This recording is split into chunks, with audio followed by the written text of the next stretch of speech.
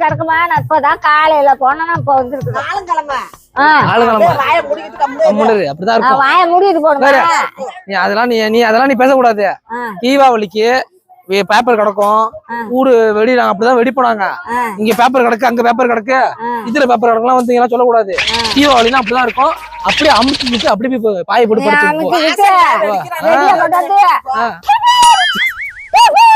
இந்த வாசல் வெடிக்காதா அங்க போய் நடு வீதியில விடி தீபாவளிக்கு நாங்க எங்க வேணாலும் வெடிப்போம்.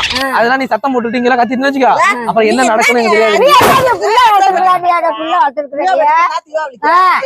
சோட்டு படா கோயம்புத்தூர் இல்ல தள்ளி விட்டுட்டு அழுத்து போட